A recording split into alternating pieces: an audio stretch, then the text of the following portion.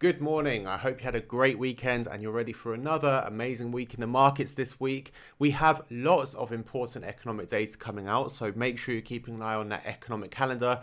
And in fact, already this morning, we've had the first one going against the consensus expectations. It was the latest German IFO release, which is a measure of business sentiment. It unexpectedly fell after being forecasted as being higher for the month. Right now, businesses in Germany are still seeing their situation as improving, but optimism for the coming months is dropping. So you'll remember last week in the ECB meeting, they mentioned two factors, the Delta variant and supply shortages, as being the biggest risks right now to the Eurozone economic recovery, as most major central banks, most major economies are also agreeing with. So with this in mind, it's not really such a huge surprise that the IFO would be below consensus. It had all of the potential to be. In fact, last Friday's PMI report also showed supply chain disruptions. As we mentioned in the video on Friday, the main reasons for input prices continuing to climb are supply chain problems. Data in the PMI showed that once again, supplier delivery times expanded at the quickest rate ever recorded. And you'll remember we mentioned those prices charged as well being higher.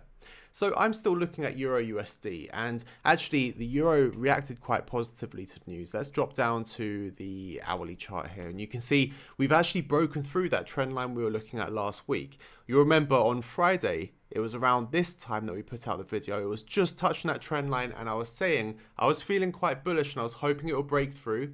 It didn't. It closed almost a type 1, although it closed bearish, and headed back down to this reversal zone at the bottom here. Now, those of you that are members, can't talk properly already. It's Monday morning. Those of you that are members would have seen the video I put out when I took my entry on EURUSD long around this time here.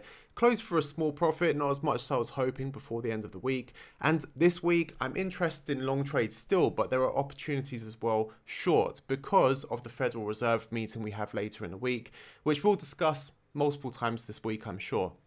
Now, we've broken through with momentum, but actually if we map out this confirmed Fibonacci range, we can see we closed as kind of a type 2, maybe a type 3 there, type 2 of tolerance, but with that much momentum, you wouldn't be surprised to see it breaking through.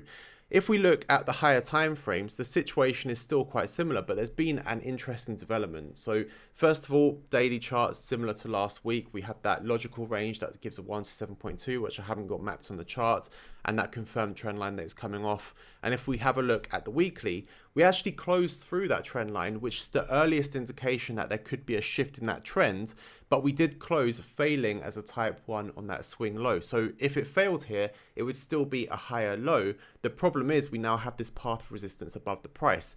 However, as we know, we always have to be adjusting our anchor points.